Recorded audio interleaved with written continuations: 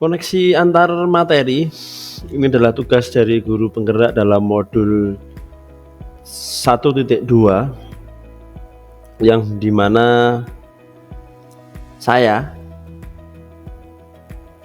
dalam modul 1.2 dan 1.1 itu mengalami pengembangan diri dalam bentuk hal apa. Saya menyampaikan di sini bahwa ketika saya mempelajari modul 1.1 dan modul 1.2, hal yang paling konkret adalah di mana saya menghamba kepada anak-anak. Bukan berarti semua kemauan anak-anak saya turutin, bukan, tetapi saya sebagai pendidik harus bisa menuntun anak-anak dalam mengembangkan diri mereka, terutama dapat menemukan kodrat mereka masing-masing sesuai dengan kodrat alam dan kodrat zaman. Saya melakukan pembelajaran yang berfokus kepada anak yang nantinya akan berinovasi dalam pembelajaran dan juga akan melakukan refleksi setiap di akhir pembelajaran, dan saya mandiri untuk mengembangkan diri saya agar saya menjadi guru yang hebat. Dan tidak penting juga, saya akan selalu melakukan kolaborasi bersama dengan rekan-rekan guru, dengan banyak pihak, dengan orang tua dan mungkin dengan pihak luar, karena untuk pengembangan dalam sebuah pembelajaran saya harus berkolaborasi dengan banyak hal. Nah,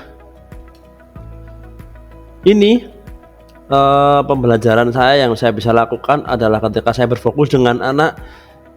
Ini adalah contoh foto ketika mereka bermain bola voli.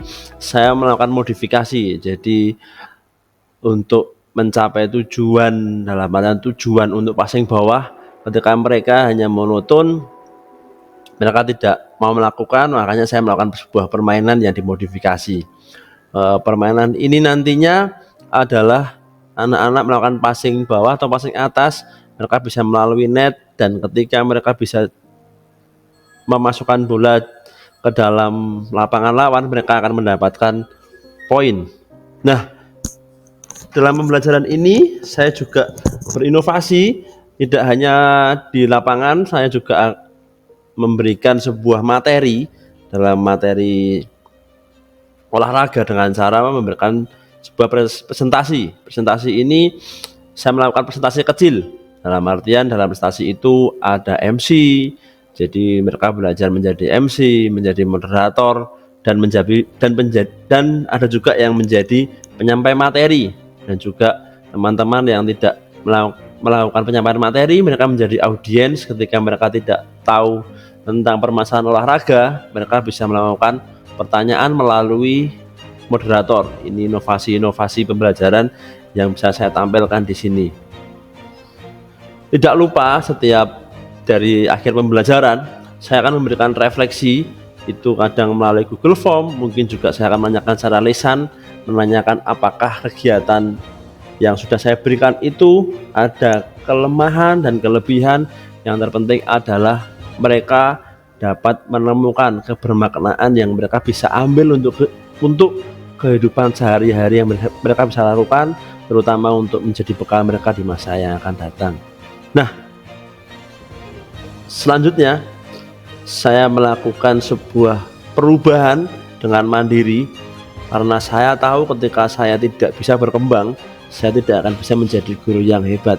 Makanya saya mengikuti setiap program yang bagus dari pemerintah, saya mengikuti workshop, saya mengikuti seminar, dan tidak lupa juga saya mengembangkan diri saya dalam bidang IT.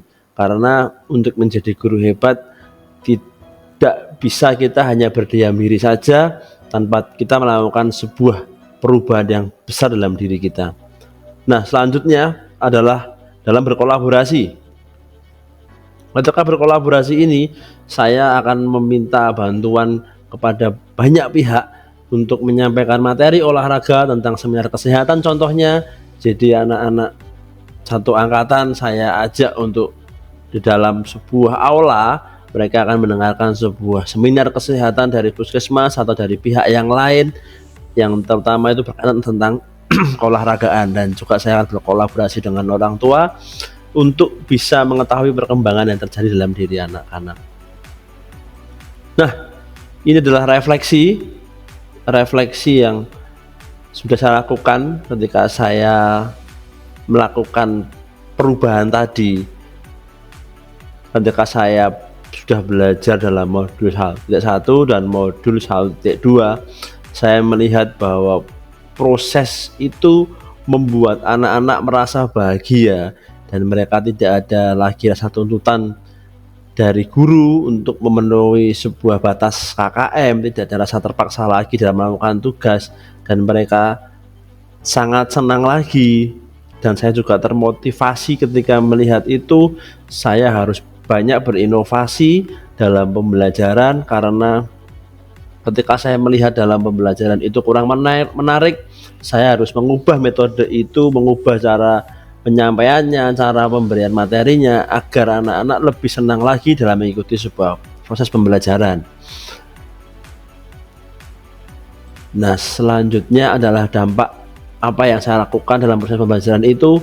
Ternyata ketika saya melakukan pembelajaran yang berfokus kepada anak, ada rasa nyaman, mereka sukacita, mereka bahagia, mereka juga bisa mengikuti proses pembelajaran tanpa beban, mereka sendiri juga akan merasa sangat bahagia dalam proses pembelajaran itu.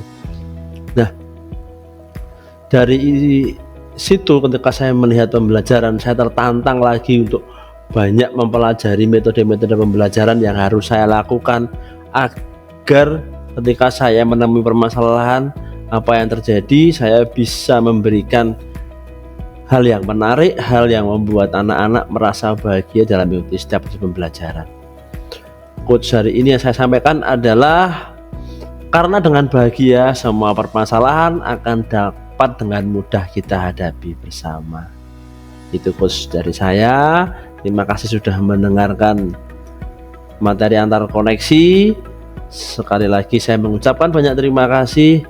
Jika ada tutur kata yang saya ucapkan saya salah, saya meminta maaf, dan semoga apa yang saya sampaikan ini dapat berguna bagi kita semua, terutama bagi saya dan para pendengar, agar apa yang saya lakukan ini dapat berbuah baik di kemudian hari. Terima kasih.